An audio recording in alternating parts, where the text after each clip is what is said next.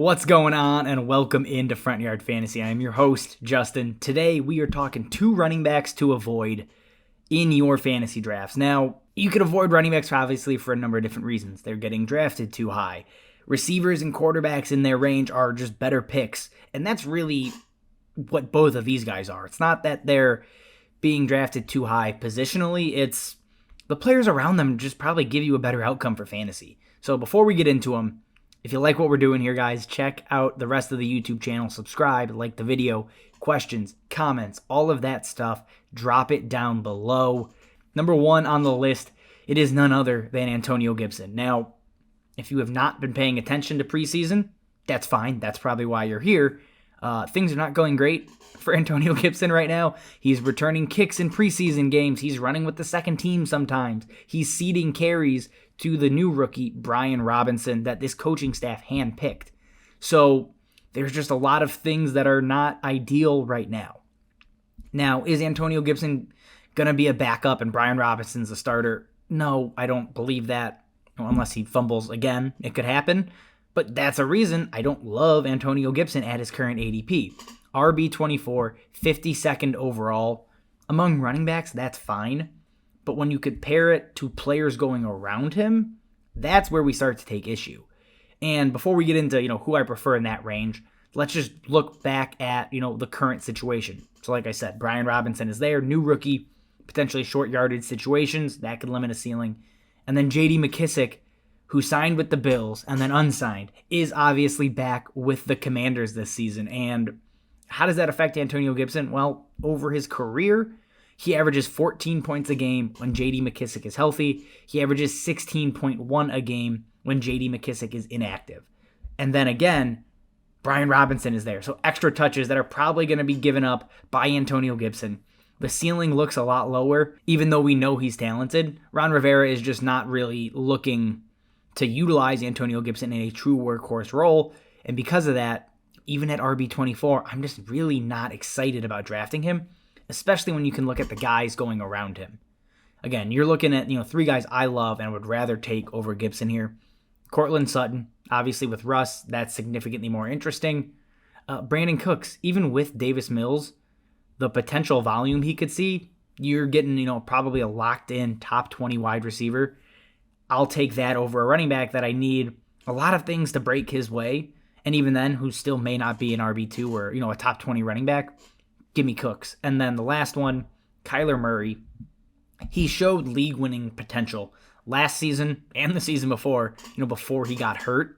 So I'm going to take the chance on Kyler again in the 5th round. I think that's worth it. I'm not taking him in the 4th. In the 5th is probably the first time I'll take a look there. And if he slips, that's the kind of upside I want to get, from potentially the QB 5 or 6 off the board. Let's jump to the next one here. It is none other than Eagles running back Miles Sanders. Now, I think he's a good running back.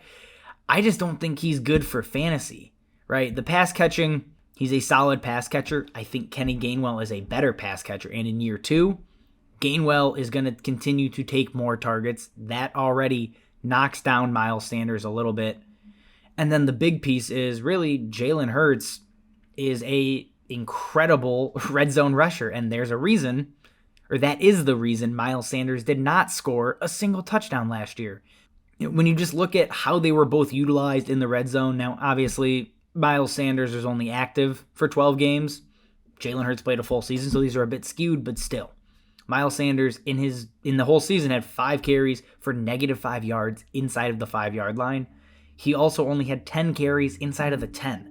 So he just didn't have a ton of opportunity to even score touchdowns. And that's because Jalen Hurts was 6th in the NFL in carries inside the 5 among running backs, quarterbacks, everybody. And then he was also 11th in terms of carries inside of the 10. So he is really their red zone running back. Miles Sanders is not. And even if you give Miles Sanders his, career average on touchdown rate, it's like 2.6, 2.7%. That only would have translated to 4 touchdowns last season. He's not going to be a high touchdown guy, really. I don't think that's in his range of outcomes.